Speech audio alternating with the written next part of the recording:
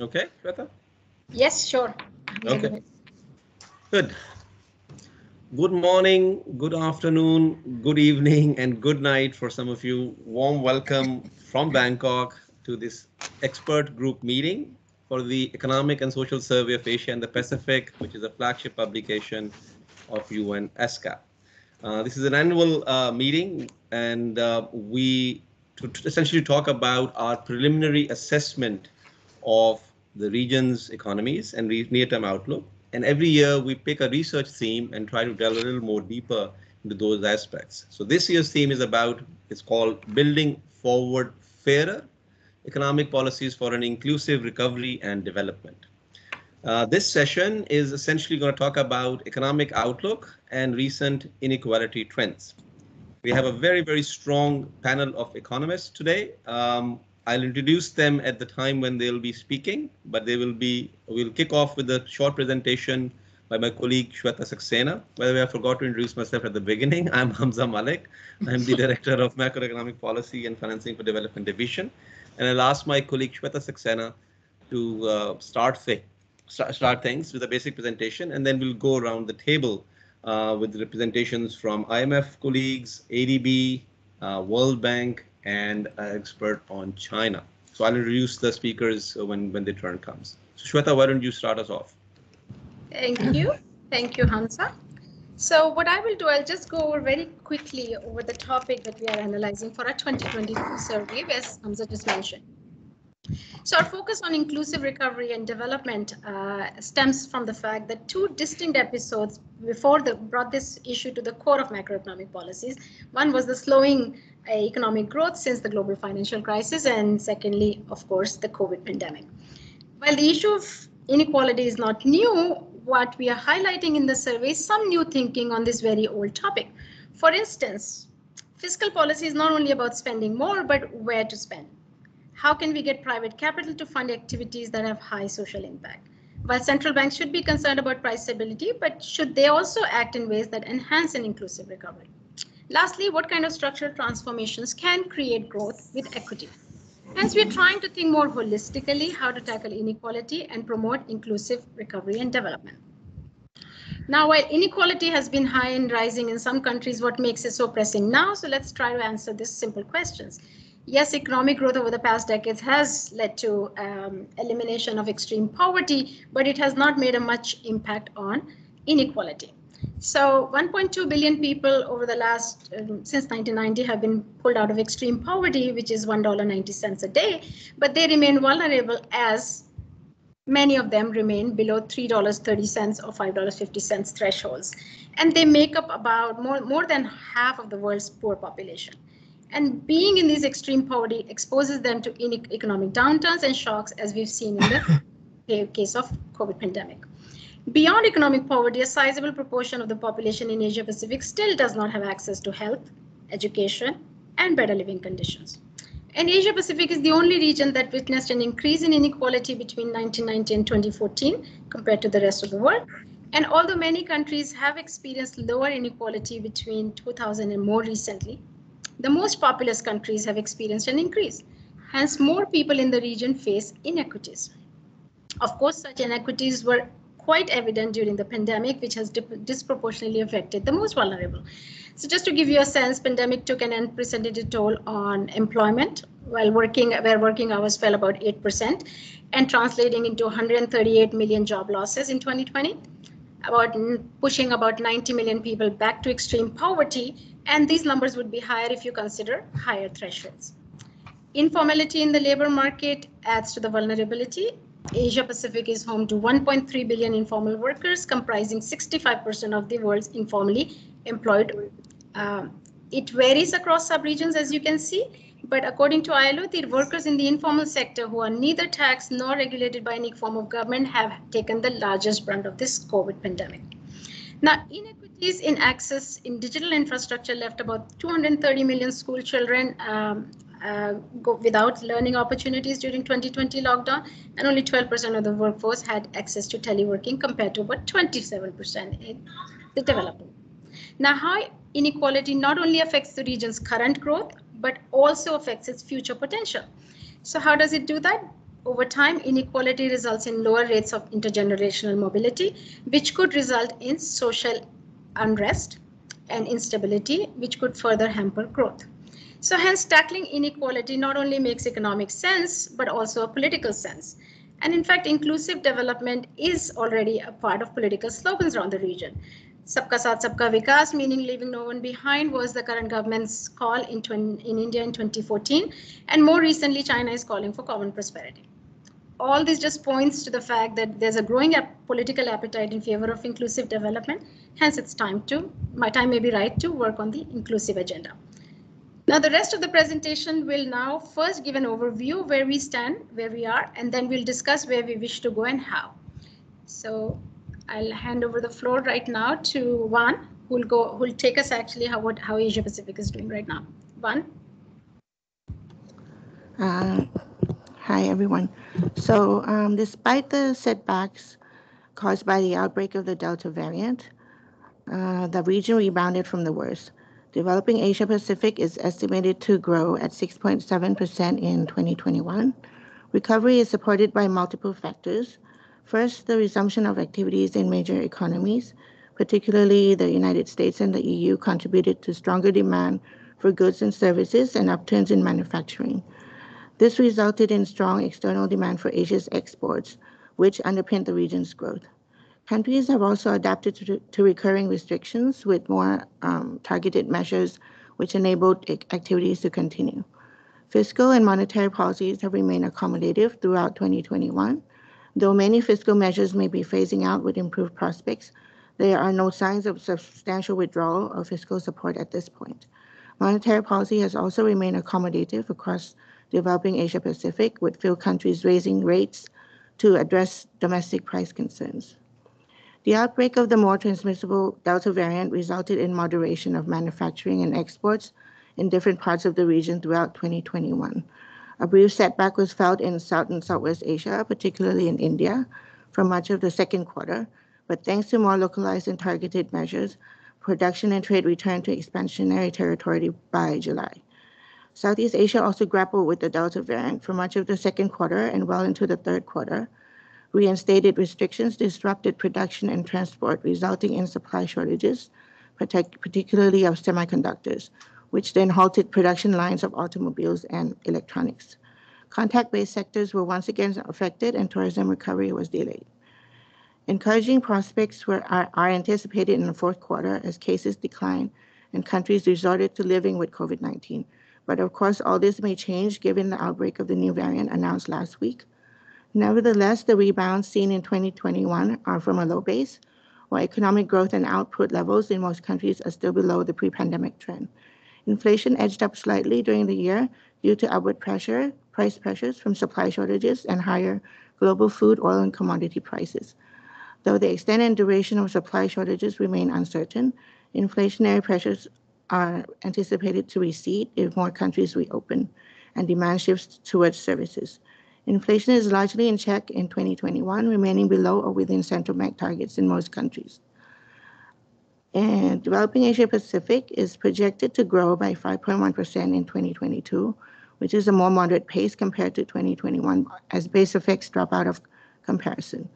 Going forward, there are several downside risks to the outlook. Most importantly, the pandemic remains the biggest threat. High vaccination has not prevented threat of new variants and renewed outbreaks, as seen from the emergence of Delta and the recent Omicron variant. Vaccine efficacy is still in question, coupled with uneven vaccine access. Outbreaks can lead to renewed disruptions, prolonging supply shortages and delaying border openings. Resurgence of outbreaks beyond the region will lower demand for the region's exports, which has been powering growth. Macroeconomic stability concerns are perceptible. With shrinking fiscal space, fiscal support may be less accommodative in supporting recovery. While public debt of economies in the region has indeed increased due to large stimulus spending, they remain manageable. However, any change in monetary stance in view of the U.S. tapering will impact debt servicing in countries with high foreign denominated debt. Tighter monetary stance will also lead to potential capital outflows and currency depreciation, impacting import prices.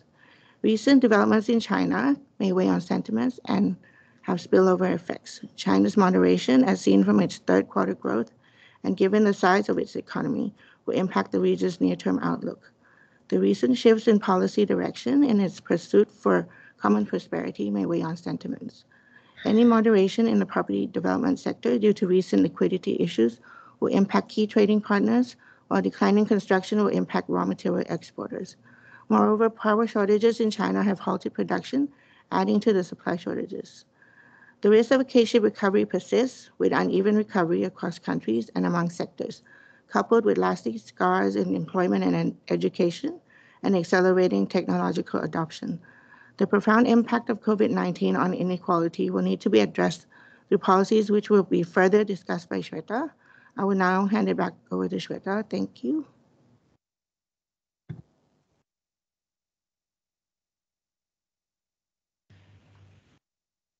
Shweta, you're on mute.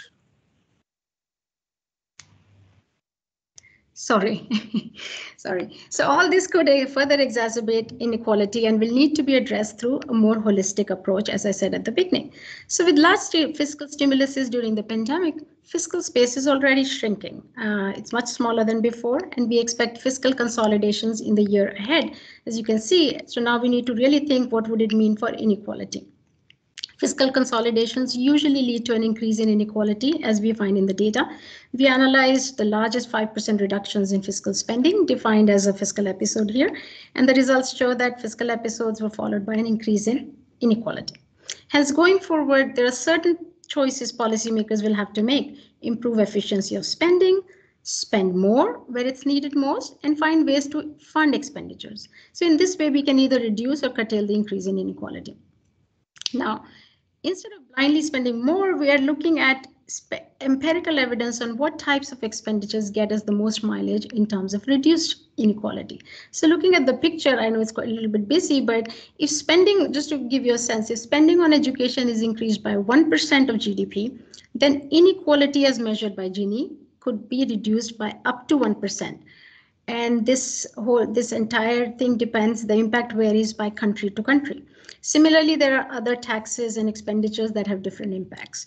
So in summary, what this suggests is that the design, targeting, and efficiency of fiscal policies will have substantial effect on the way they impact inequality. Now, this and a lot more rethinking on fiscal aspects will be considered at our 8 a.m. session tomorrow, Thursday, December 2. So please join in then to learn more about these issues tomorrow. Now, while efficiency of spending can be improved, we highlight two financing tools that can play a role in delivering social projects and channeling private capital to inclusive recovery. The first tool is Social and Development Impacts Bond, and the second tool is Sustainability Linked Bond. So, Social and Development Impact Bonds can be a powerful tool to make delivery of public services more efficient. It's an outcome-based contract where investors get a return only after certain agreed upon outcomes are achieved. Hence, there's a greater emphasis on outcome, which can improve delivery of services. And we also have sustainability-linked debts, which represent a very exciting and relatively new category of financial instruments that can be leveraged to incentivize social development. These debt instruments have interest rate margins linked to sustainability performance ratings or targets, but they also have cash flow patterns very similar to a conventional fixed income instrument. So for instance, the interest rate may increase or decrease by 25 basis points depending on whether the borrower improves its sustainability ratings or meet the predefined sustainability performance targets. More issues related to newer financing mechanisms will be discussed at our session 4 on monetary and financial policies for inclusive development tomorrow at 2 p.m. So join us then. Now, in our rethinking framework, we also wonder if central banks should care about inclusive development.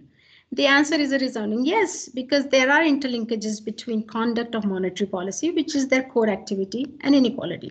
So for instance, lower interest rates during an economic downturn tend to benefit net borrowers as their debt burdens decline. Asset holders, which are also likely gain because lower interest rates push up asset prices like the stock prices. In contrast, an elderly may be worse off as they may rely on income from bank deposits. And even for central banks that are not concerned about the distributional impacts of monetary policy, they should still care about inclusive development because inequality can affect how well monetary policy performs. So for example, in economies where wealth is highly concentrated, marginal propensity to consume is lower and monetary easing will be less effective.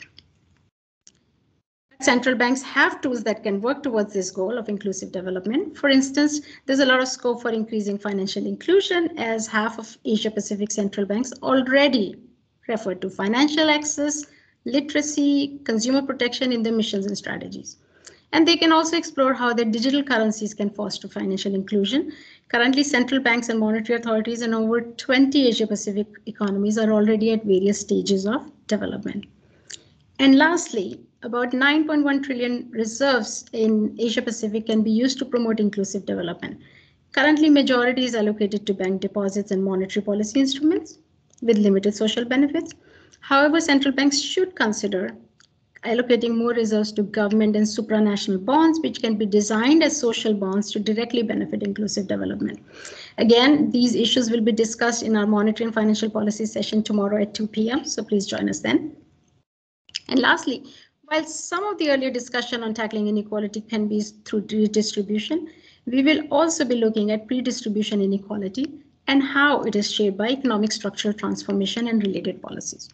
So traditionally, we think of a Kuznets curve with an inverted U shape. That means that as countries industrialize, the inequality rises and then it falls.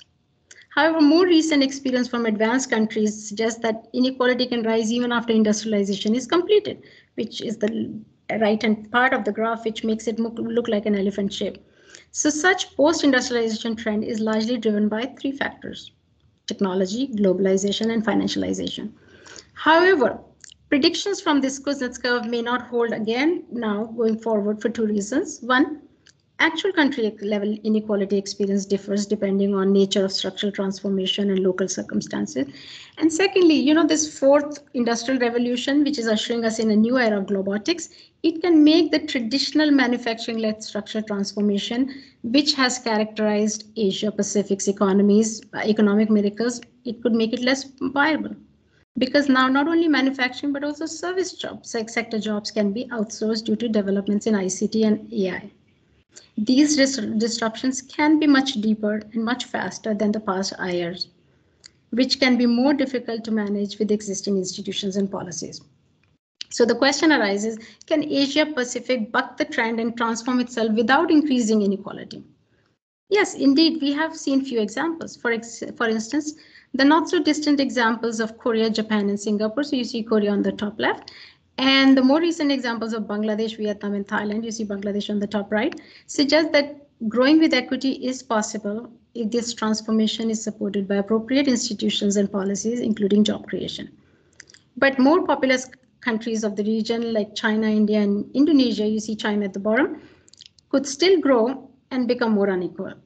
And of course, we have other cases of stable or falling inequality with industrial stagnation, such as the Philippines and Pakistan. See Philippines on the bottom right. So now the question is, how do we manage this transformation? Well, we learn from cases of countries that have grown with equity and guide the transformation using policy levers for more inclusive economic development. Of course, transformations will inevitably be disruptive, especially to the job market, and they're going to actually be creating the most problems for the poor and vulnerable. Hence, disruptions must be managed to minimize their regressive impacts.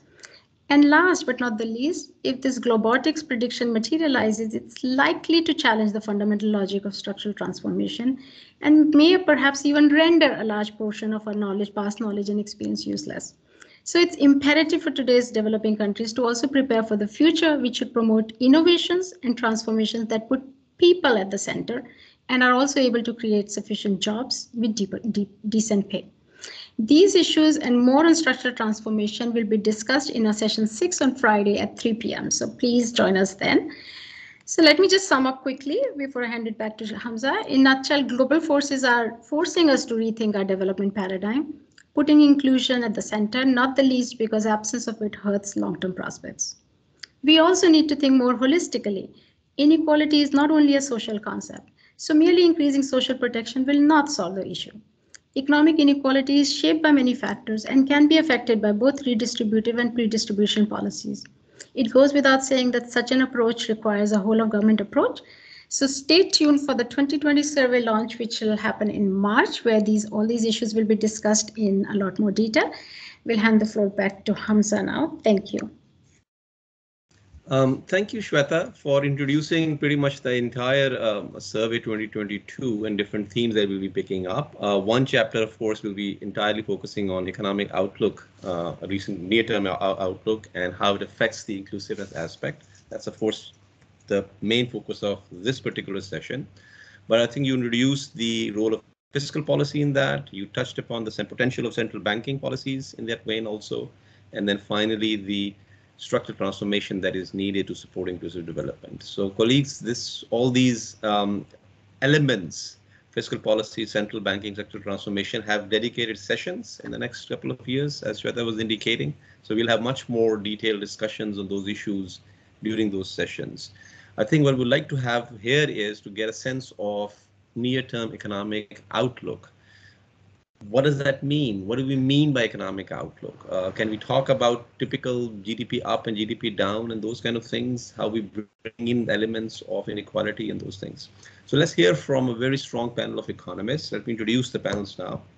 We have with us Mr. Ting Lu, who is the chief China economist from Nomura. We are also joined by Abdul Abiyad, who is the Director of Macroeconomic Research Division, Economic Research and Regional Cooperation Department, Asian Development Bank. We are joined by Mr. Hassan Zaman, who is the Regional Director, Equitable Growth, Finance and Institutions, World Bank. And last but not least, we are joined by Ms. Valerie Kera, Assistant Director, Fiscal Affairs Department, International Monetary Fund. So these are the kind of colleagues who have been thinking about these things, I'm sure, as we are. And what we're trying to learn together is what is the near-term outlook. So let me start with Mr. Ting Lu first, who will be primarily focusing a lot more on what is happening in China and its spillover effects on the rest of the region. Mr. Ting Lu, the floor is yours, sir. Good, thank you very much. So I will spend the next few minutes to discuss about China's economic growth for the next couple of years, and also some of its implications for the rest of Asia, and also on China's poverty alleviation. Well, China's economic growth so far has been quite decent. We had 9.8% year-over-year growth for the first 3 quarters. But unfortunately, the trend of slowdown has also been quite evident. We had only 4.9% year-over-year growth in Q3, which is, I think, below the Chinese government's expectations. The government expected me somewhere around 6% growth in Q3. Then what about Q4 this year? I think maybe only about 3%. And for Q1 next year, maybe also around just 3% of growth, which will be way below the Chinese government's forecast or expectations, somewhere around 5 to 6%. And for the whole year next year, my forecast for GDP growth rate for next year is 4.3%. I think the Chinese government want to achieve about 5% growth for next year or for the next 2 or 3 years. So what happened to the economy in China? And of course, now it's extremely important for the region and for the whole world. And China has been the largest growth contributor for the global economy for the past decade. Well, first of all, I think since the spring last year, recovery in China has been very strong. So the Chinese government want to make the best use of this window of opportunity just to do some big projects. And for some of the projects, I believe you know very well, it's about common prosperity, and this, of course, is very decent. And another big, strategic target is just to cut carbon emissions. So also very decent. But the problem is that when the Chinese government tries to use the window of opportunity to push forward some big plans, lack of coordination could also mean worse slowdown than they had expected. So I give you a number of those unexpected shocks over the past couple of months for the Chinese economy. The first one is just on the supply side. On energy consumption control, on the worst power rationing in quite a few years. I think this is mainly because the Chinese government from the beginning of this year had a very ambitious plan to cut carbon emission and to control energy consumption. As I said before, I think this is really a very decent target that the Chinese government want to achieve carbon peak in 2030. I think the problem for the policy implementation is that once the top leaders in China set the carbon peak at 2030, some ministry in China may want to target carbon peak in 2025 or 2022, or for some ministries, they even want to control some key raw materials like crude steel. For this year, they just want to maintain or even reduce steel output from last year's level. Now, so this create some of these problems on the supply side, as many steel factories are kind of like affected. Yeah, but what's worse is about energy consumption. Is about coal supply across China. Many coal miners are concerned that their mines could be affected and their output are under control before September. So that's why in September, we got the worst power shortage in many years because of the coal shortage for many power plants, and power, in China, still mainly from coal burning, which is close to 65%. So this is the first issue about the Chinese economy. They want to do something really good, but in the implementation stage, sometimes maybe a little bit too aggressive. So this will lead to undesirable policy results. So this is the first shock. I call this a shock on the supply side. Then we have 3 demand shock. The first one is about property markets. I believe you have heard something about quite a big slowdown in China's property markets, partially because the Chinese government want to achieve common prosperity. Why? Well, government believes that, now, first of all, home price in China is too expensive, especially in those big cities. And because they want to be inclusive, because they want to include more migrant workers and more young students to move to big cities, they want to control the home price. So again, I think the target is very decent. They also want to divert more resources from the property sector to other high-end, high-tech sectors. So they want to make China stronger, to be less dependent on those imports, for example, imports of chips. So that's why from the end of last year, they have once again launched a very ambitious campaign to suppress the home price and to control the growth of the property markets. But the problem is that the property sector is extremely important for the Chinese economy. It contributes more than 25% of GDP and 44% of Chinese government's fiscal revenue, including revenue from land sales. So that's why when there are a lot of these targeted measures suddenly piled on the property sector from the middle of this year, but especially from August, we have seen much worse slowdown in the property markets, and we also have some largest developers in China facing financial troubles, especially the big one called Henda, whose liability is more than $300 billion. So that's why some people even concerned that there could be a Lehman moment in China. I'm not so bearish, but the shock is quite real, and I think the Chinese government now is very busy on working on that. But the slowdown is inevitable. We just got the numbers this morning for the largest 100 developers in China.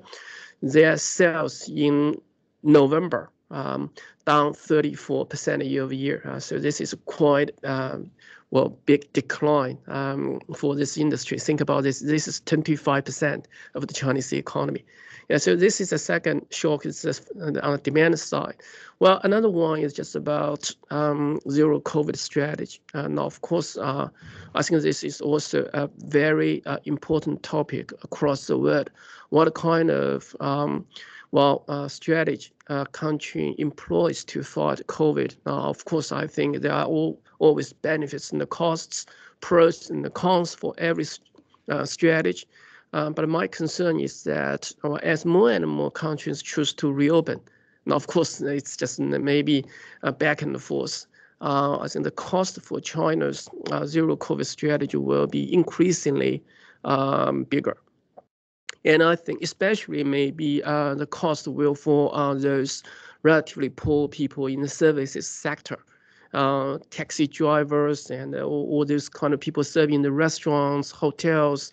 We have seen a lot of evidence for this. And this may even affect investment in China FDIs, for example, as it's very difficult for foreign experts and foreign investors just to travel to China. So this could be another downside for the Chinese economy going forward. Well, to be honest, in the past 1.5 years, China's zero COVID strategy has been extremely successful, making China more important than ever as a supplier of those manufactured goods to the whole world. So we definitely recognize the benefit. My point here is that, well, going forward, perhaps we will see rising costs as the zero COVID strategy drag on, as the COVID drags on. Yeah, so well, for example, retail sales growth, which is the best proxy for consumption growth, has only been about 2% if we adjust for inflation rate, which is extremely low compared with years before the pandemic. Before the pandemic, it's usually about 7 or 8%, and now it's only about 2%. And a slowdown in consumption means that on one hand, many people may not really have decent income growth, but on the other hand, well, this also means that people's living standard could be affected by the slowdown of growth and also by the zero COVID strategy. So this is just another shock. Then the third one, briefly, is just about exports. Well, export growth has been exceptionally strong in China, as I mentioned before, but I'm concerned that going forward with more and more countries to reopen, and as they shift their consumption from merchandise to services, from durable goods to services, China's export growth will slow, and this will also have strong implications for China's growth, especially as other sectors like investment and consumption growth has been very weak.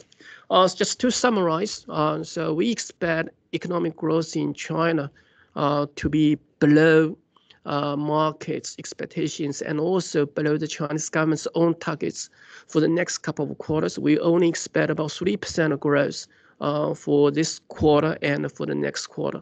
Then I expect the Chinese government to make more adjustment of their policies, maybe in spring next year. Well, here actually I also need to mention one thing, is that in February and March next year, we will have Winter Olympics. And because the Chinese government's ambition to have a blue sky in this couple of months, so factory output and production will also be affected. So that's why we need to be conservative when forecasting China's economic growth for this and the next quarter. But then after that, I expect the Chinese government will step up policy easing and even some stimulus. So we expect some recovery in Q2 and especially in the second half next year. So for the whole year next year, my forecast is 4.3%. Maybe it will be below the Chinese government's target. Then in 2023, I expect some improvement, hopefully, and maybe growth will be back to somewhere to 4.5 to 5%. So that's about the growth. And well, let me just wrap up here to say a few things about. Yeah. Can you please wrap up in a minute? Yes. So I think here for the policy alleviation perspective, I think some of the policies are good, but I think for some of the policies in the short run, they may also have some undesirable negative impact on some part of the workers, especially maybe for those with relatively low income. So yeah, that's it from me.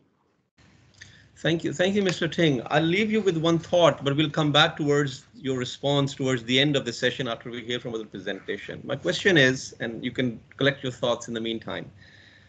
You say Chinese projected growth recovery is going to be lower than what their own targets are. 4.3, you were saying Chinese expecting 5%. Is it really a bad news? Isn't it good? Do we really want China to grow back to very high growth rates at the same time when the inequality was also rising? Don't you think it's okay if China for some years grow at a relatively lower rate, but pay more attention to improving inequality numbers? I'd like to hear your thoughts. And if China grows slow, of course, it's going to have ramifications for the rest of the region. 40% of the region's GDP is China's GDP, right? And then there are interlinkages with several other economies. So it's easy then said for China, of course, you cannot just say, oh, grow slow, pay attention to inequality, because China growing slowly will have implications for the rest of the region. So automatically you're telling the rest of the region also, be patient, pay more attention to inequality, and be patient with not having very high growth numbers. In general, I'm interested in trying to figure out if we are saying growth is slow, do we want to present it as a bad news? Do we want to present it as it's okay, not that bad? Or do we want to say, as Shweta put it, cautiously optimistic? So collect your thoughts. We'll come back to you towards the end, but let's hear from other colleagues. Next, I have Abdul Abiyad, the Director of Macroeconomic Research Division. Abdul, the floor is yours. I gather, Abdul, among other things, we'll be talking about the scarring effects from the COVID-19. Thanks very much, Hamza, and good day, everyone. Thanks for the opportunity to join you today. I think one of your colleagues will be sharing the slides. Let me know. I'm waiting until it's up. But yeah, I mean, given that you guys have already presented the outlook, what I'll do, it's very consistent with what I'm going to talk about. I'll take maybe a more granular dive within developing Asia to highlight differences within the region. And then after talking about, so I'll begin by recounting messages from our Asian Development Outlook report that was issued in September, as it provides a good starting point for the discussions as to what's happened since then. But after discussing that outlook, I'll discuss the findings from a forthcoming ADB analysis on the impact school closures are having on income and gender inequality, since it's very relevant to your conference. So next slide, please. So again, starting with the messages from our last report, which came out in September. And by the way, we will have a forecast update coming out in a couple of weeks. So when the ADO update was written in September, developing Asia was still grappling with COVID-19. Several economies were dealing with renewed outbreaks, and vaccination progress was lagging and uneven. So I'll provide an update on what's happened since then on both the pandemic and the vaccination front. The second message from the ADO update was that we documented how recovery paths were diverging in the region. Successful vaccination and containment strategies were boosting the recovery in some economies, as they could take advantage of the strengthening recovering global demand. But in other economies in the region, growth was held back by rising infections and slow vaccine progress. Third, we forecast developing Asia's GDP growth at 7.1% this year and 5.4% next year.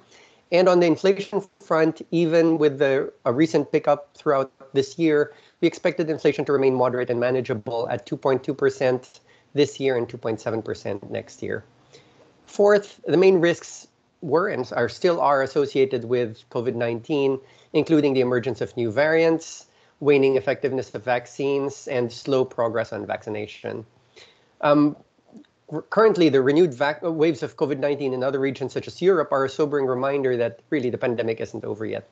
So let's take a closer look at these issues and basically update some of these views. Next slide, please. So where does developing Asia and the world currently stand in the pandemic? The chart on the left shows that the more infectious Delta variant that emerged in early 2021 really drove waves of COVID-19 outbreaks across developing Asia through much of the year.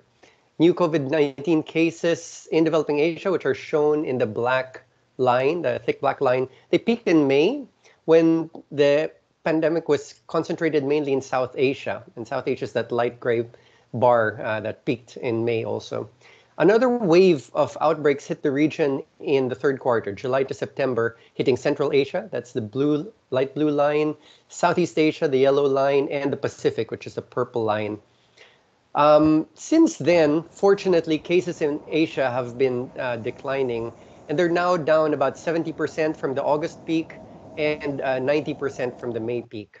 Unfortunately, at the global level, cases are on the rise again, and you see that in the red line on the left, really driven by new outbreaks in Europe.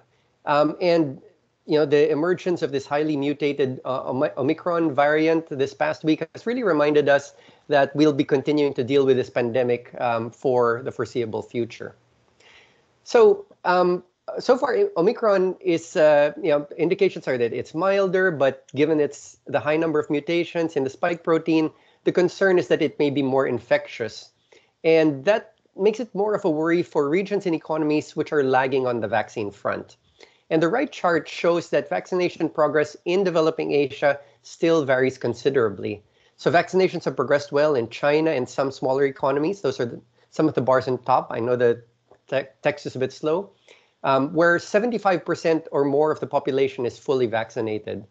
But in about half of developing Asian economies, the rates of full vaccination are still 40% or less of the population, making them more susceptible to outbreaks driven by new variants.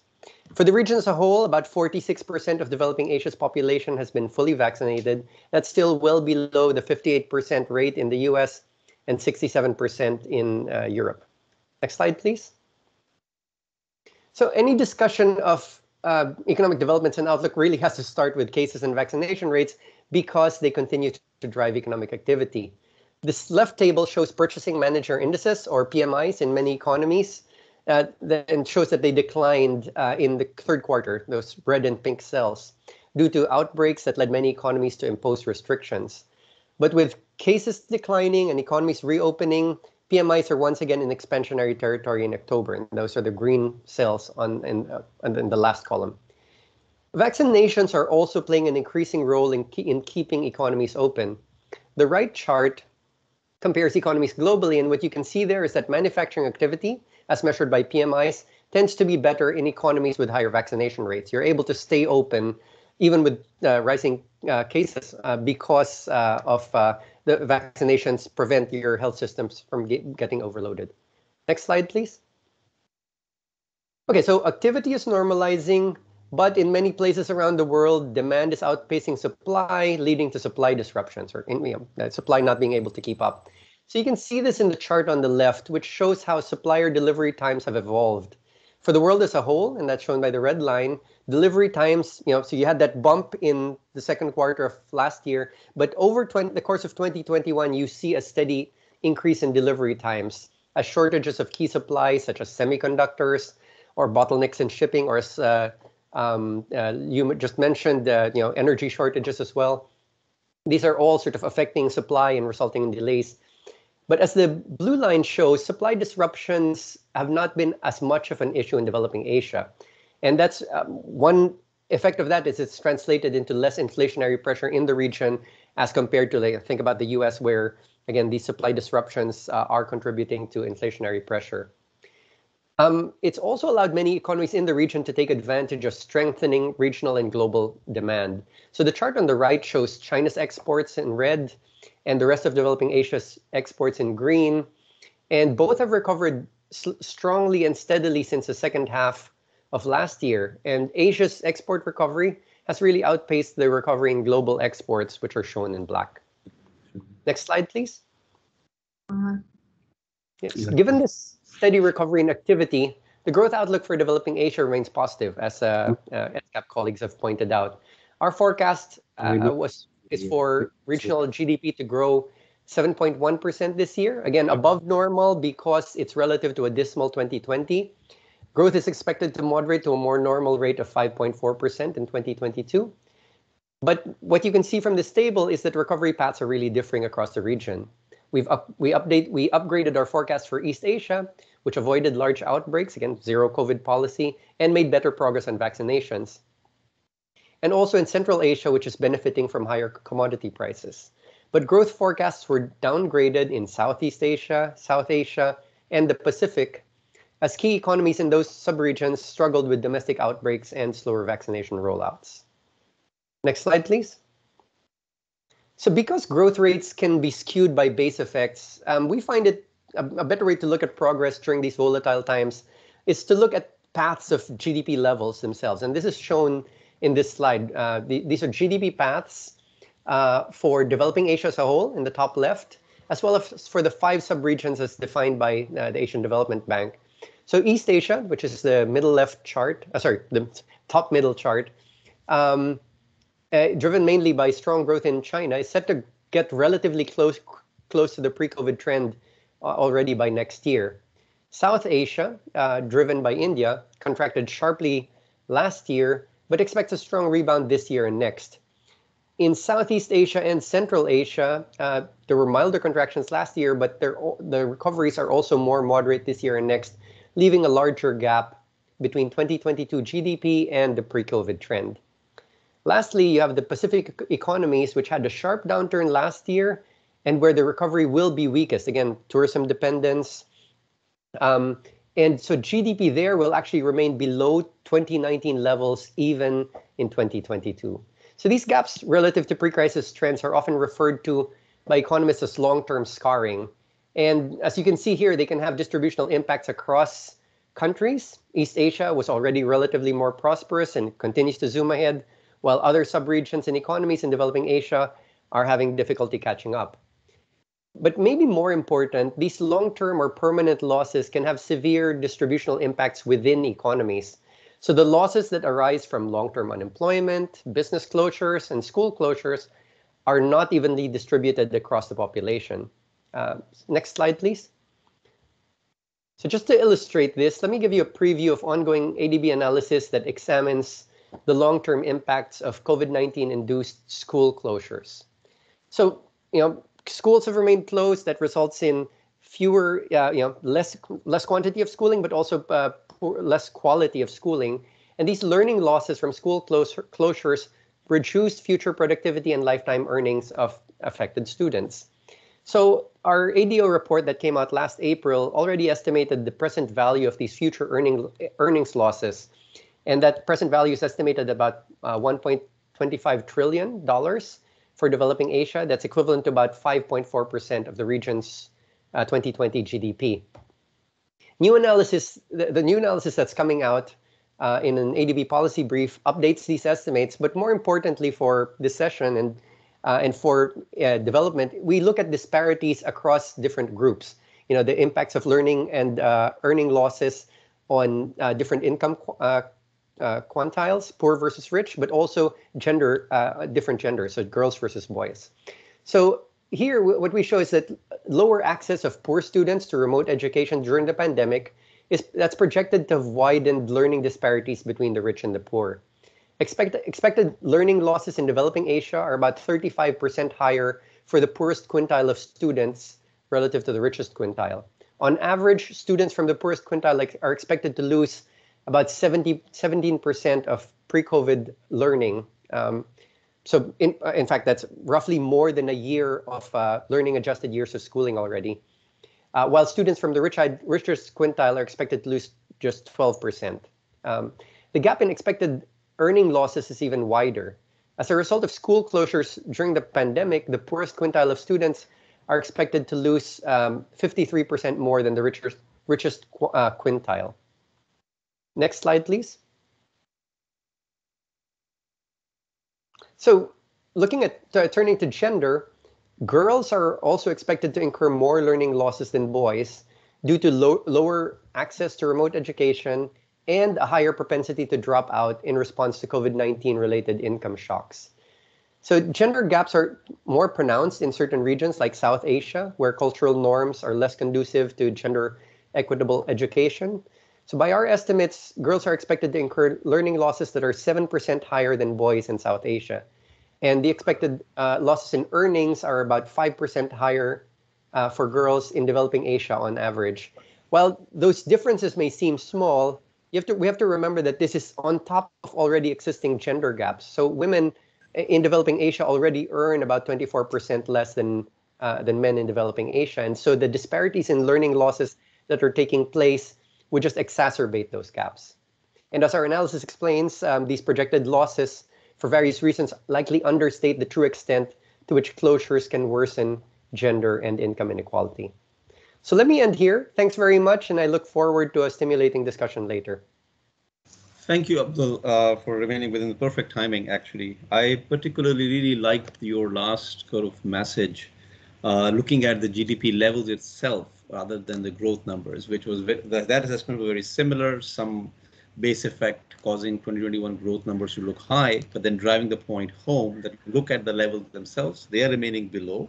And most importantly, what is the impact of that on that you show on earning losses and learning losses? And that is critical because that ties in very well with the message of, well, are the economies recovering in a fairer manner or not? And it seems like not really. The interesting question here could be, and then you can come back to that later towards the end, what is the advice to the policymakers? Should they continue with the closures of borders to contain the pandemic, which is going to exacerbate these kind of GDP level trends and hence having impact on earning and learning losses? Or should they really step up the drive for vaccinating their populations and gradually opening up the economies and trying to recover from that point of view? Is there a trade-off between the two, or do they have to sequence them in a certain manner? Your thoughts on this particular point will be much appreciated, but we'll come back to that later. Let's hear from our next speaker, Mr. Hassan Zaman, Regional Director, Equitable Growth Finance and Institution, World Bank. Hassan, floor is yours. So thanks very much for the invitation. And I also have a few slides, so hoping that they can be put up. Yeah, thanks very much. And what Dr. Sweta asked me to speak about was broadly inequality patterns and trends, whatever we've seen, and how can the region avoid a K-shaped recovery. So that's what I'll spend the next 8 slides on. So I'll start with the first one, which is our projections, which look at poverty, unfortunately show that there will be about 25 million more poor people this year than had the pandemic not happened. What these charts show are a simulation, which are one which excludes China, and then one which includes it. And when you exclude China, you see this gap between the 266 million people in poverty versus the 241, which would have been had the pandemic not happened. Whereas if you include China, that gap is obviously very, very small. But still, I think this is one starting point that we need to be very cognizant about. Next slide, please. Then what do we see with respect to inequality? So I've presented 4 charts here. We had phone surveys in 12 of our countries in East Asia and Pacific, which we repeated every 2 to 3 months, depending on which country. And here just some, and those are representative surveys as well. They had their limitations, but they certainly showed certain trends. First of all, if you look at labor income losses, you clearly see that those in the bottom quintile suffered more than those in the top quintile. If you see those which adopted what we call harmful coping mechanisms, selling assets, etc., the same pattern. If you look at food insecurity, again, the bottom quintile severely more impacted than the top quintile. If you looked at the education opportunities that our colleague from the ADB just spoke about, likewise as well, the rich had more access to online technologies. So that's basically what happened, right, in terms of equality of opportunities. So next slide, please. So then what unfortunately this means is that this higher inequality across these paths means that this can lead to increasing inequality tomorrow unless there are very proactive policy steps that are taken, which I'll come to. Why? Because bad coping mechanisms, distressed sales of productive assets, etc., they hurt longer-term incomes. Food insecurity leads to child malnutrition and stunting.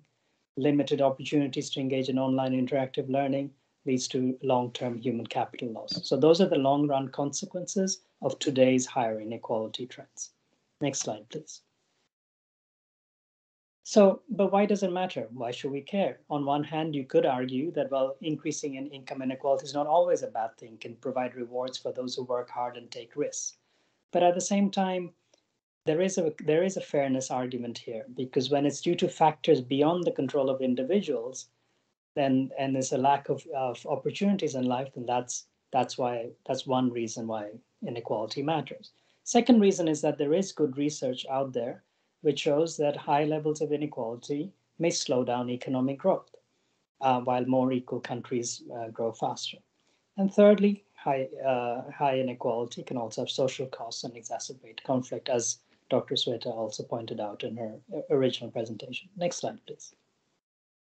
So then what can be done to avoid a K-shaped recovery and deal with this? So what I'll spend the next 3 slides on is these 5 points. We think that it's important to reorient fiscal policy, support labor-intensive sectors and workers, build stronger and more equitable human capital, reduce the digital divide and foster inclusion, and strengthen social protection, both through specific policies, which are country-specific, as well as, distinguish between workers, households, and firms that are temporal, that are some which are transient and have exit strategies, and some which adjust over time because the nature of the problem has shifted, and they're targeted as well. Depends on the vulnerable groups that need to be in certain cases. Next slide, please. So on fiscal policy, our view is that we can do more for inequality at no extra cost and even at less cost. Why? Because this is a region which one of the biggest differences between higher income countries and East Asia and the Pacific is, for instance, tax GDP ratios, the shares that are collected through more progressive tax means such as income tax, as most East Asia countries still rely on indirect taxes for most of their revenue. So therefore, more progressivity could be achieved through greater use of direct taxation, income taxes, property taxes, etc. Secondly, the redistributed impacts of spending, there's huge potential for that. I'm sure it'll be discussed at length in the fiscal policy session tomorrow. But for example, one example that we illustrate is the removal of the reduction of fuel subsidies in Indonesia in 2015, how that was used to spend more on social assistance and health.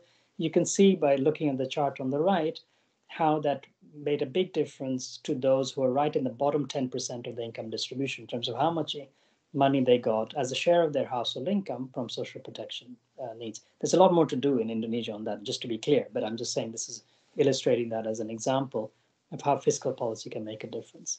Next slide, please. Secondly, our view is that supporting labor-intensive sectors and workers is key. So, and how? Well, first of all, allowing workers to seek job opportunities and protect them when they get them.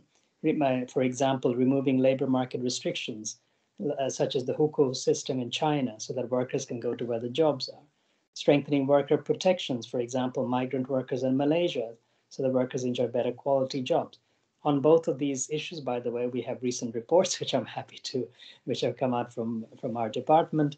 The last one is something called moving to high income in Malaysia, which has been launched. And the former one is on looking at trends in poverty in China, where we also examine these labor market restrictions quite a bit. And then on this issue, especially when we think of the Pacific, when we think of even countries like Laos and Cambodia and the services sector, supporting industries such as labor-intensive sectors such as SMEs and the tourism sector, we think is key for this overall sort of K-shaped recovery. It's avoiding the K-shaped recovery issue and as part of the reducing inequality agenda. Thirdly, on the inequality part, I don't want to belabor this because our colleague from the ADB presented some very nice charts on this. We believe in the safe reopening of schools and the need to recover learning losses and promoting equality of educational opportunity. Next slide, please. And then the fourth agenda in our view is reducing the digital divide. Again, I'll make a plug for a recent piece of work which we've called Beyond Unicorns in Indonesia. which is a report which is all about reducing the digital divide in Indonesia and is available online as well. But it essentially, our view is that if we allow digital trends to carry on as they are now without active policy intervention, it will worsen income inequality. Not just it'll just keep it as it is, it will worsen income inequality. So there needs to be active public policy which cover a range of issues that I don't have the time to cover now, which make sure that the poor have access to digital technology and have the skills to be able to use them. Within this bucket, I've also put in greater financial inclusion among the poor. I know Dr.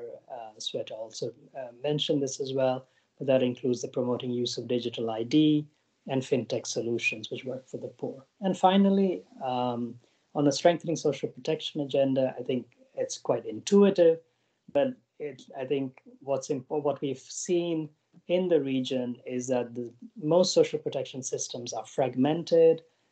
They target a small amount of the population. The amounts of money that are given are a very small proportion of household income. There's a big difference between these systems and those in higher income countries. A big function of that is tax GDP ratios and etc. But I think what this crisis has shown is the importance of having well-functioning SP systems in order to deal with crises. So that's we saw some impact of that in Thailand, for example, where technology was used for effective delivery systems, and the Philippines also has expanded and improved in this direction. But we feel this is a big agenda for us going forward. With that, let me stop and pass it back to you. Thanks. Thank you, Hassan. Very clear, on the target, clear policy messages. These are kind of policy messages resonates quite well with the kind of research and kind of policy advice we have been trying to give to member states. Invest in people. That has been one of our fundamental messages for the last several years, because this is not just good politics, this is good economics. I think Shweta was also talking about that if you mitigate inequalities over time, it actually facilitates your growth prospects, right? It improves your growth prospects. In the last survey, we actually formally demonstrated through a macro model that actually you can reap benefits on the social front as well as improve potential output. But the interesting question is, which I want you to come back later, is why countries are not doing that? These are the kind of things that are known for a long time in the literature. Invest in social protection, invest in education, support labor-intensive sectors. A lot of countries know that. Progressive taxation, but Asia Pacific is one of the worst globally. So what, in your experience, you gave some examples of Indonesia where they are doing that. What is holding back countries? Are they not convinced on the evidence that this is also can promote their long-term growth prospects?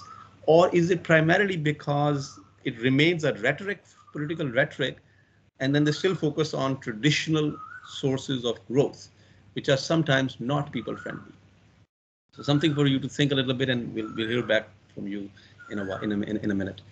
Our last speaker, but not least, Ms. Valerie Kera, Assistant Director, Fiscal Affairs Department, IMF. Valerie, the floor is yours. Thank you.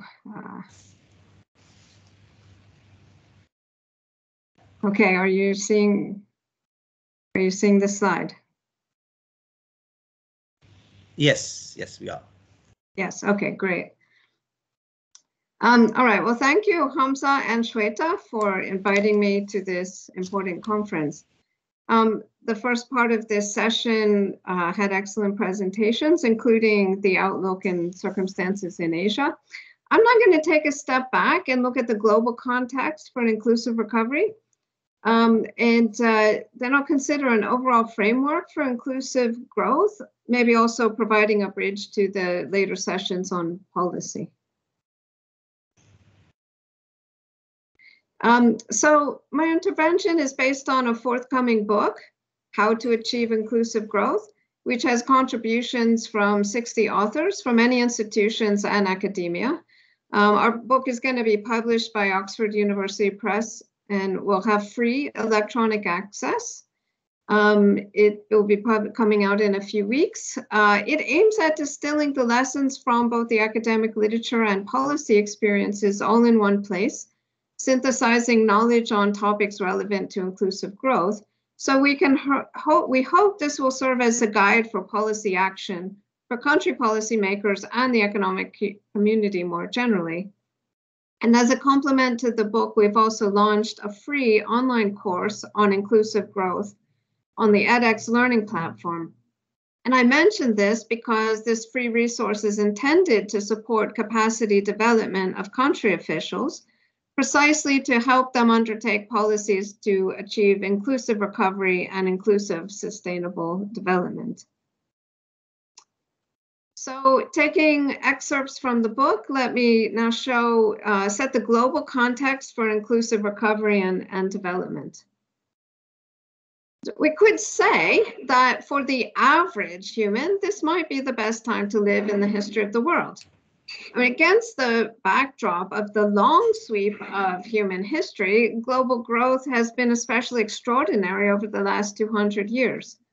Advances in technology and productivity have thwarted the dire Malthusian prediction that the population would outgrow food supplies. You can see the striking point even when considering income per person adjusting for prices. This has risen from 2,000 to more than 50,000 in the US, and by a similar rate of expansion for the world, although at a lower level. Economic growth has powered improvements in living standards. Over 2 centuries, growth reduced extreme poverty from 19 out of 20 people in 1820 to 2 out of 20 people in 2015, shown in the red at the top left graph. Likewise, there's been a dramatic rise in educational attainment and literacy. There have been vast improvements in health and a strong increase in the share of the world living in a democracy. So that's over the long run and illustrates that growth remains an important objective. But we know that growth and per capita income have been distributed unevenly across countries. For example, countries such as Malawi and Burundi receive less than $1,000 per person in comparable prices, compared with the US, Luxembourg, and other rich countries that have 80 to 100 times more income per capita. And these income differences are highly correlated with other disparities in living conditions, such as child mortality, life expectancy, and years of schooling. But growth alone for a country is not enough. Increasingly, economic well-being of any individual is affected by their economic status within their country. If we measure income inequality by the Gini coefficient, with a higher value denoting higher inequality, we can see that inequality has been rising since the late 1970s in most advanced countries and many emerging market economies, especially in Asia. The red and orange colors denote a rise in net inequality, that is, after taxes and transfers. And according to some research, including that of Lucas Jansel in the World Inequality Report, the share of within-country inequality has been rising since the 1980s and now accounts for 3/4 of global income inequality. Well, the COVID-19 pandemic has exacerbated inequalities, as we've already heard in this session. Within country inequality, based on household surveys, usually has a long lag of several years, so we don't yet have systematic measurement across the globe. But we can already see that the pandemic has had a deeper impact on lower income countries.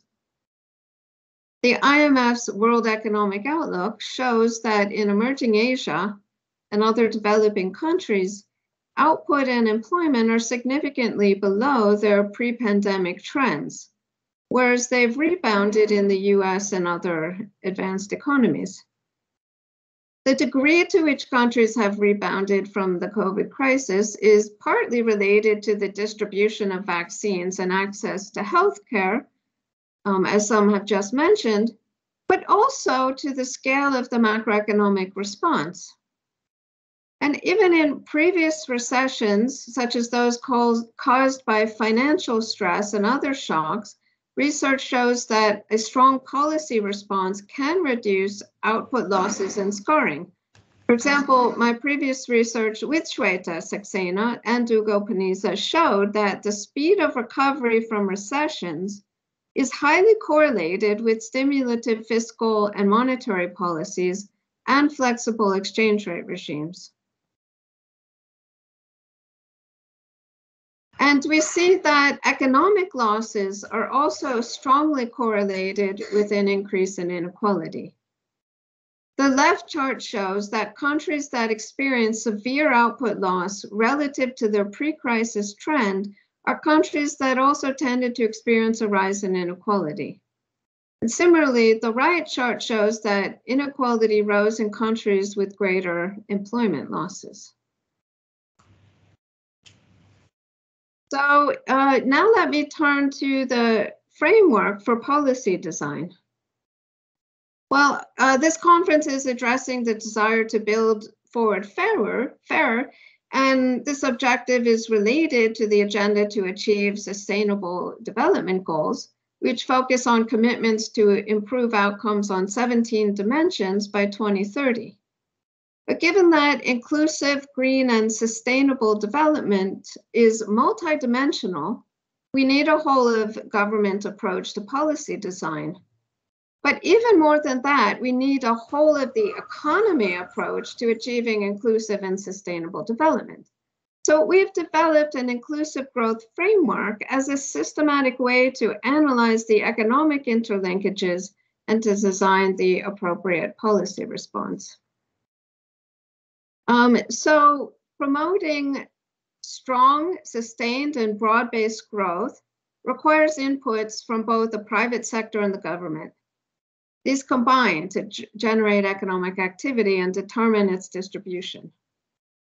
In most economies, private individuals and firms generate a substantial share of economic activity.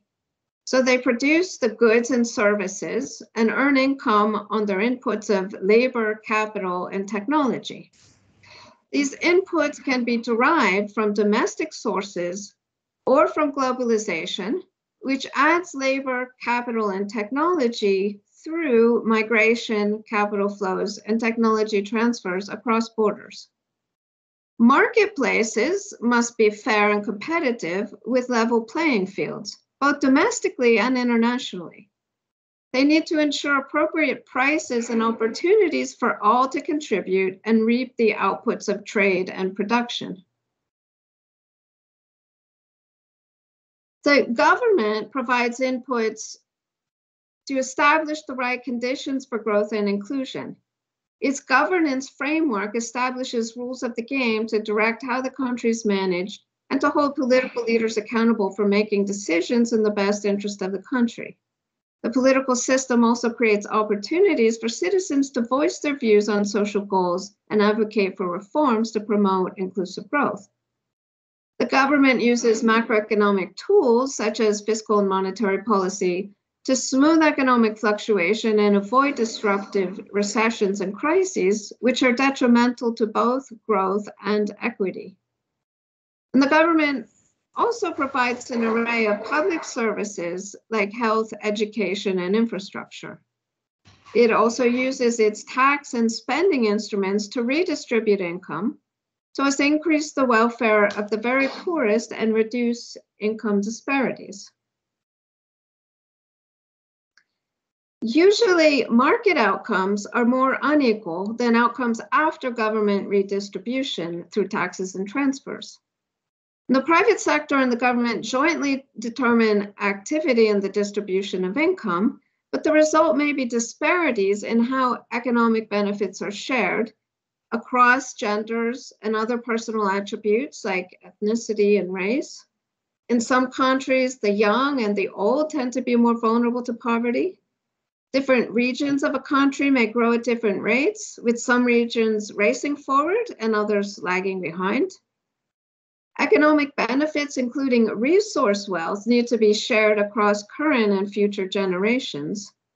And inclusive growth must be sustainable, where sustainability requires addressing the potential detrimental impact of climate change on future generations. And finally, there's a feedback loop since inclusive growth is dynamic.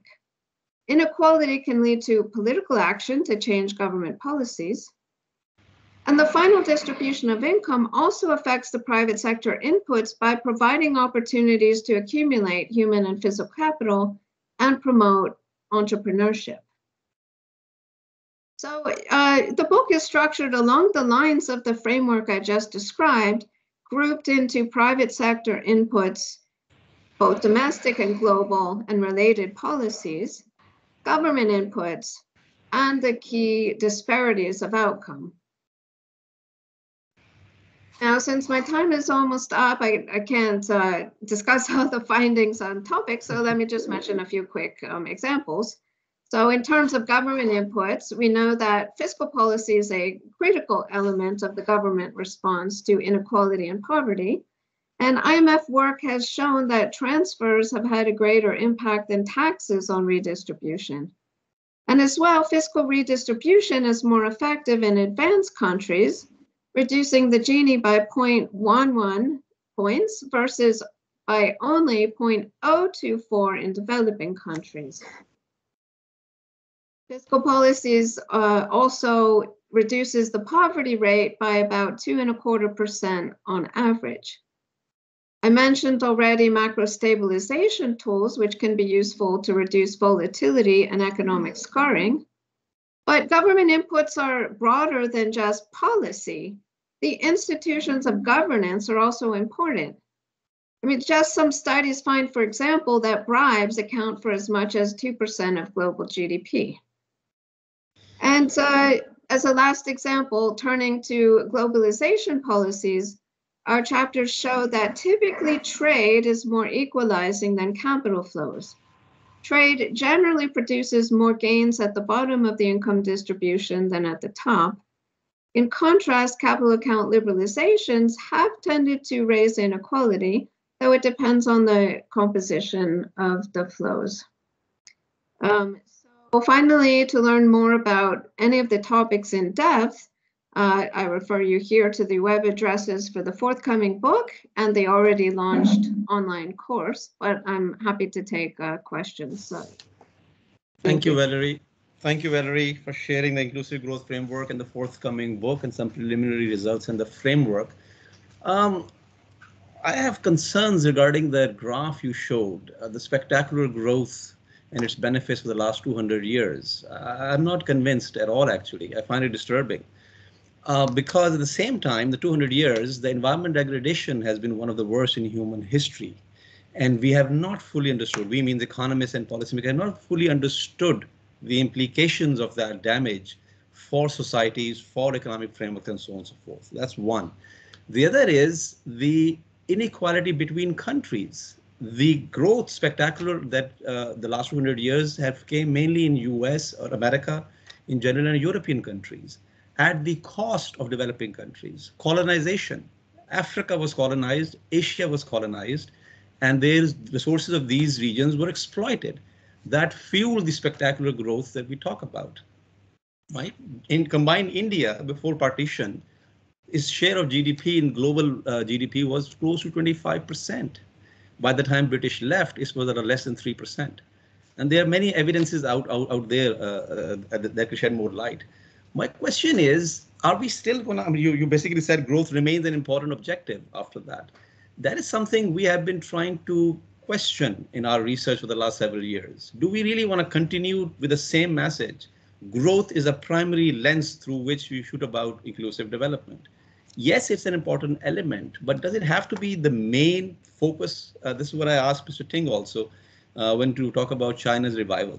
So I would like to have a reactions on this a little bit provocative question from my side.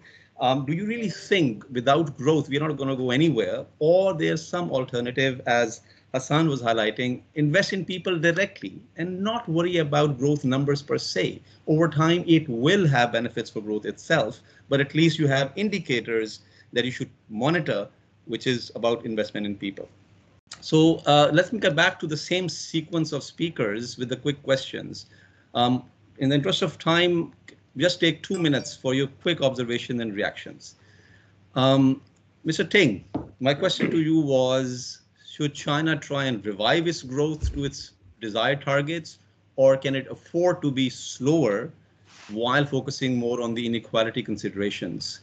And what are the implications for Asia Pacific if China goes that route?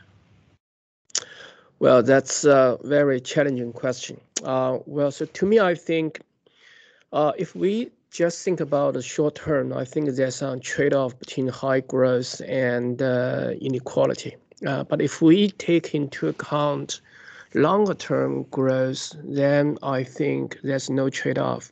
And actually, I believe that if the Chinese government care more about poverty alleviation, if they care more about migrant workers, I think actually China can achieve more sustainable growth in the longer term. So let me just give you the example. If China can open up cities to migrant workers, especially to their children, if they can build more schools for the kids of those migrant workers, if they allow those migrant workers just to move to cities with their families, I think maybe within 5 to 10 years, the younger generation of migrant workers will be more adjusted to the cities and will have a more and better educated young generation to be Chinese, factory workers, services workers, college students. So that's, to me, I think this is not conflicting at all. But of course, in the short term, yes, there will be some trade-off. Thanks, Mr. Singh. This is a very useful insight, actually, paying attention to the rural-urban migration in some sense and its impact on inclusive growth framework. I think the recent report by DESA that came out also touched upon this issue, importance of rural poverty. And somebody from the audience also made this observation that more attention should be paid on the rural part, rural sector, because that can actually help you deal with inequality much more. And in the process, as you were explaining, also facilitate and improve growth prospects. Thank you. Mr. Abdul Abiyad, my question to you was essentially, you made a very good, clear case of looking at GDP paths and its remaining below and so forth. You presented the importance of pandemic as remaining a major risk, right?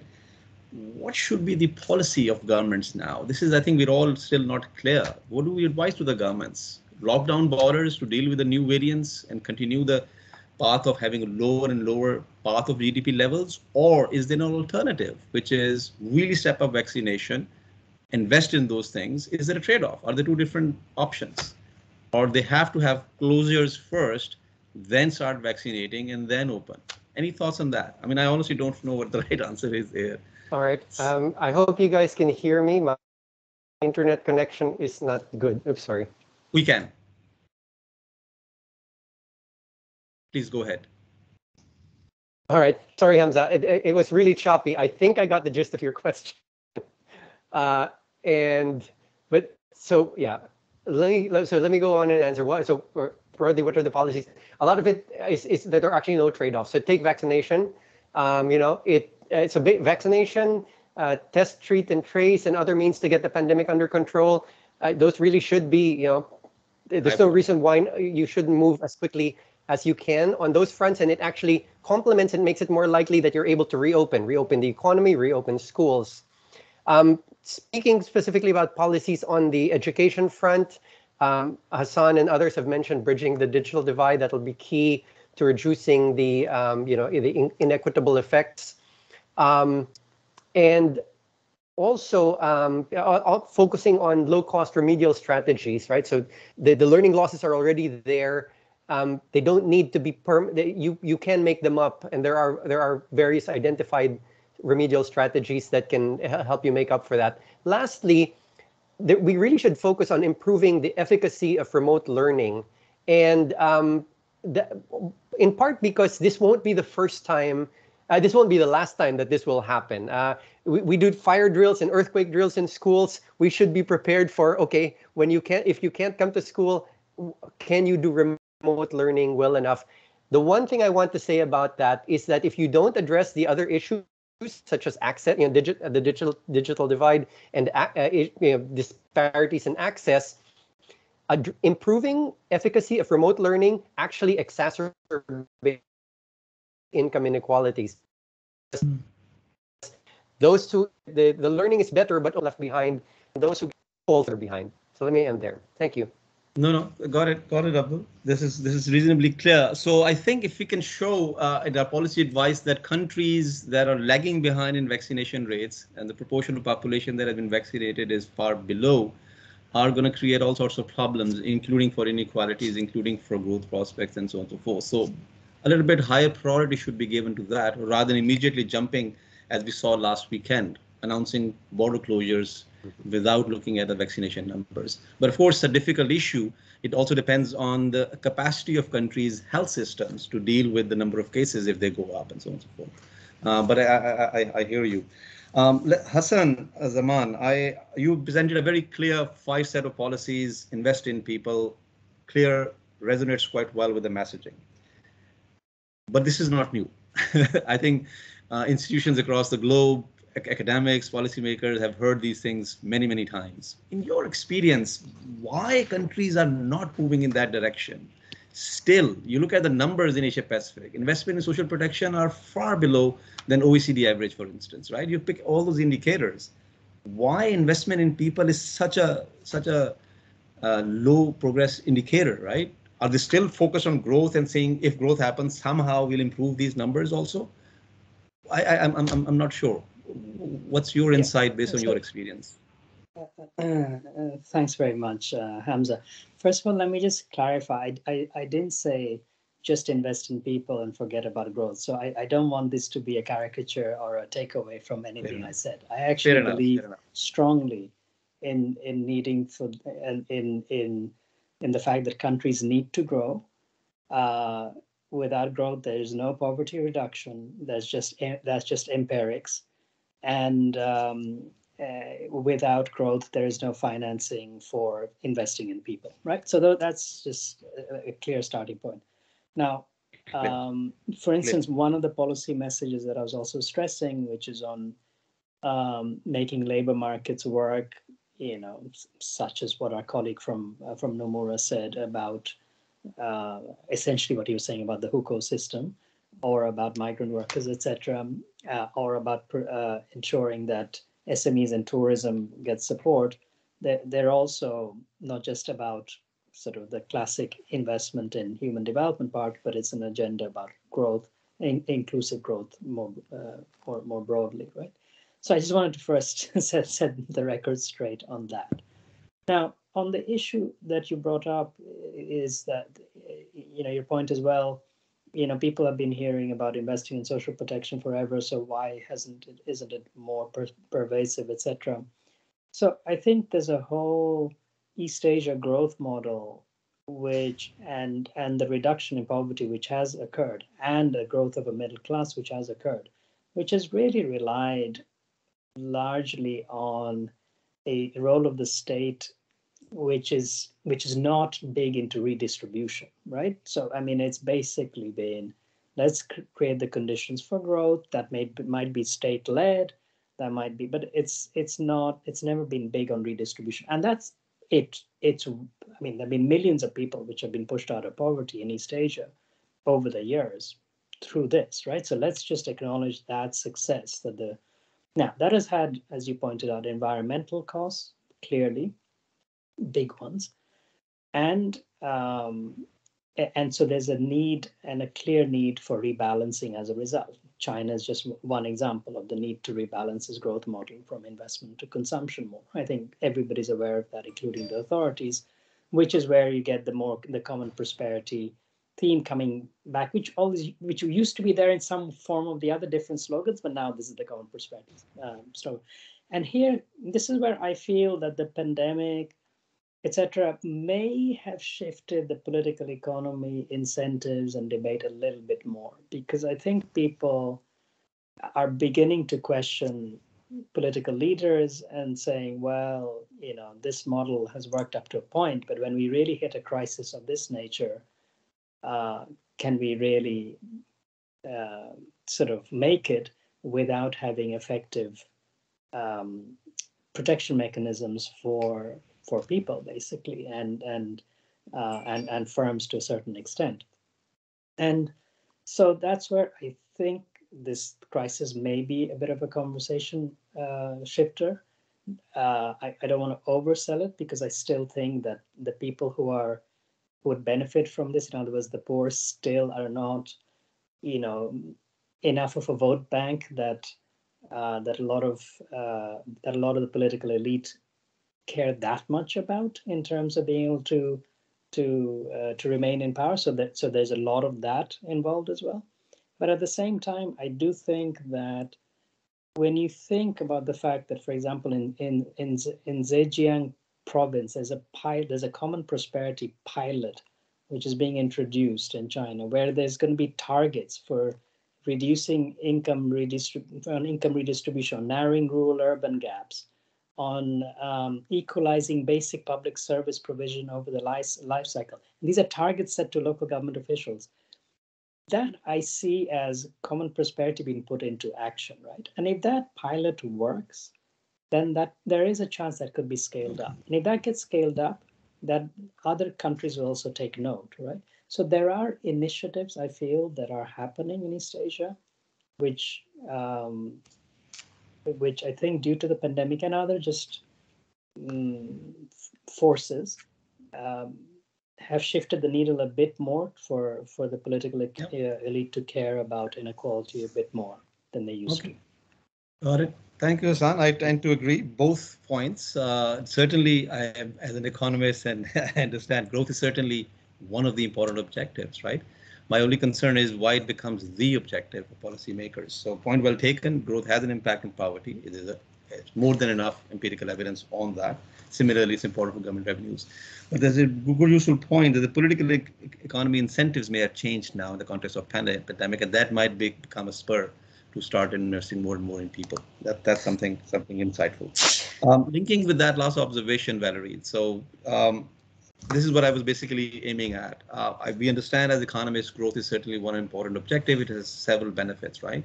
Why it is the objective? Why other objectives are always subservient to that objective? So this is what basically I think we are trying to understand when we talk about inclusive development. Why can't we have other indicators simultaneously where policymakers pay equal attention, if not more, compared to GDP growth numbers? Like social protection, for instance, we were just talking about.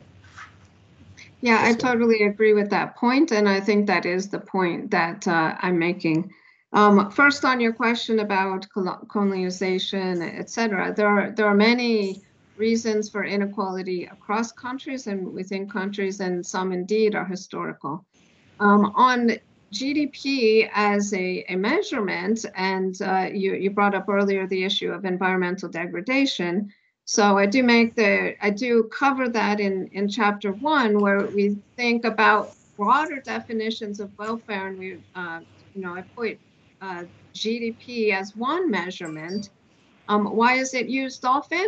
Probably the most practical reason is statistical agencies measure it for all countries and high enough frequency to pay attention, and people know what it is. But as statistical agencies develop broader concepts of welfare, probably will follow those, and we should. But why growth, some broad measure of growth, whether it's GDP or something else, is important? Hassan already mentioned it. Because we do see empirically that it does help reduce poverty. It's very strongly related, and to the other changes in living conditions that I mentioned, infant mortality, education, so forth. You line everything up with income per capita and you see a strong correlation with that. So that means that growth is one important element, but the whole point of of our book is to say that its growth alone is not enough. We have to also pay attention to distribution. Thank you.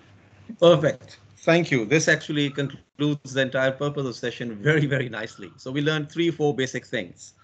As a consequence of pandemic, although the growth numbers may be showing recovery, but the GDP levels have actually likely to remain much lower than pre-pandemic level. That part is clear. Evidence is there. What this means is, well, yes, when policymakers should pay attention to those numbers. However, as we learned, there's a need to invest in people using Hassan's, for example, 5 modules, while they're trying to pay attention to growth numbers as well. Valerie reiterated the same point towards the end. Growth is one of the objectives, but there are other considerations that need to be there. And that's what we're trying to push in this particular issue of Economic and Social Survey for Asia and the Pacific. Let's build better or in a fairer manner, right? So there are some interesting insights. We'll try and incorporate them as we go along, go further in terms of finalizing our draft chapters. Thank you so much for your time, for your contributions, and staying with us throughout. I hope you can find time to take part as participants in other sessions as well, and look forward to our interactions in future as well. Thank you very much, and thank you, colleagues.